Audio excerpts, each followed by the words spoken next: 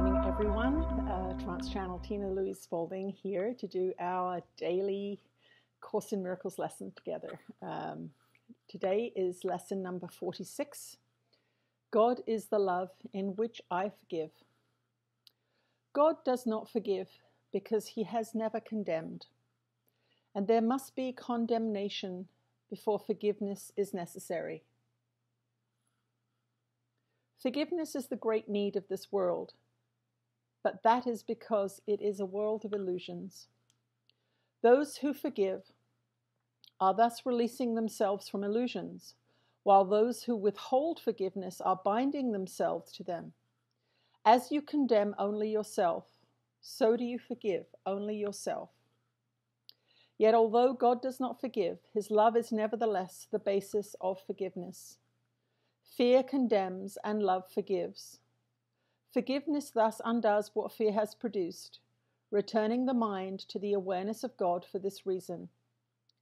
Returning the mind to the awareness of God. For this reason, forgiveness can truly be called salvation. It is the means by which illusions disappear. Today's exercises require at least 3 full 5-minute practice periods and as many shorter ones as possible. Begin the longer practice periods by repeating today's idea to yourself as usual. Close your eyes as you do so and spend a minute or two in searching your mind for those whom you have not forgiven. It does not matter how much you have not forgiven them. You have forgiven them entirely or not at all. If you are doing the exercises well, you should have no difficulty in finding a number of people you have not forgiven.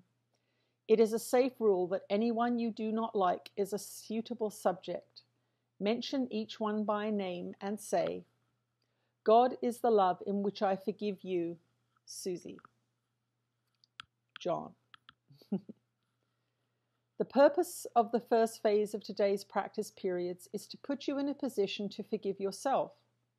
After you have applied the idea to all those who have come to mind, tell yourself, God is the love in which I forgive myself.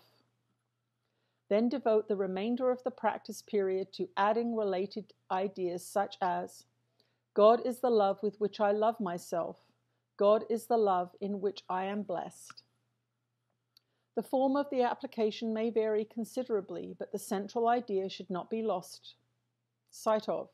You may say, for example, I cannot be guilty because I am a son of God. I have already been forgiven. No fear is possible in a mind beloved of God. There is no need to attack because love has forgiven me. The practice period should end, however, with a repetition of today's idea as originally stated. The shorter practice periods may consist either of a repetition of the idea for today in the original or in a related form, as you prefer. Be sure, however, to make more specific applications if they are needed. They will be needed at any time during the day when you become aware of any kind of negative reaction to anyone, present or not. In that event, tell him silently, God is the love in which I forgive you. So that is lesson number 46. God is the love in which I forgive. Let's see what Jesus has to say to us today.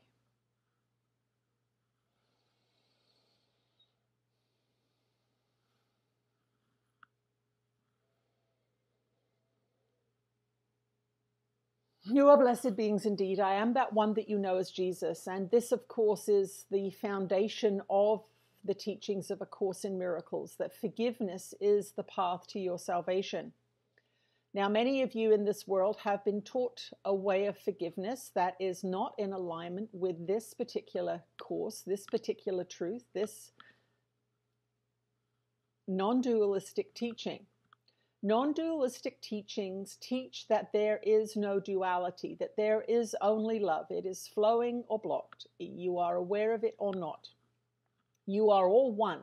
Non-dualism means that you are not divided. And the practice of forgiveness in the dualistic world is very different than the practice of forgiveness that we are teaching here. And it is important to bring it to mind very early on in your learning. When you are in the dualistic world, you see somebody has committed a sin. They robbed you of something, they betrayed you, or they cheated you. And you, over time, get so sick of hating them that you decide to forgive them their sin. They still did it, they're bad people, but eventually the suffering of judgment can wear you down and you might forgive. Many people don't ever forgive anything. They take their resentments to the grave and they will have to deal with them in another incarnation, and that is indeed so. Your reincarnational journey is one of many opportunities to do this work. We are encouraging you to do this work now. Why? Because now is the time. It is the end of a spiritual season. There is an escalating energy that is permeating all that is. And it is seeking for you to remove from your mind all illusions. And that is what forgiveness does. It removes from your mind the illusion that they are separate from you, you are good and they are bad, you are innocent and they are guilty. These are all illusions. Forgiveness, true forgiveness, as described in A Course in Miracles, is realizing that you are all one, you're all connected, you're all players in a dream, playing your parts, the good guy and the bad guy, but in truth you are all connected. And when you pass over, you will see that you assigned these tasks to the bad guys in your play. And so why attack them?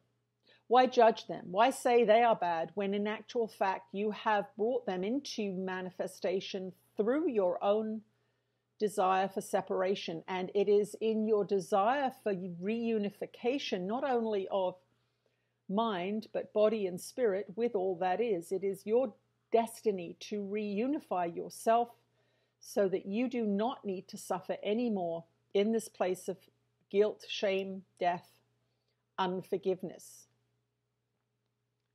That is a lot of words for today's lesson, but we want you to understand that forgiveness does not mean that that act did not happen in human terms, and you must look after yourself in human terms. If somebody is a rapist, you don't want to hang out with them. It is okay, but it is important that you forgive any trespasses that have been perpetrated against you.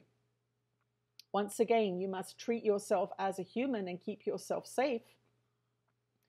And that also means that you must forgive yourself. You must forgive yourself the foolish decisions you've made in the past. You must forgive yourself the unloving things you've said and done because you didn't know any better.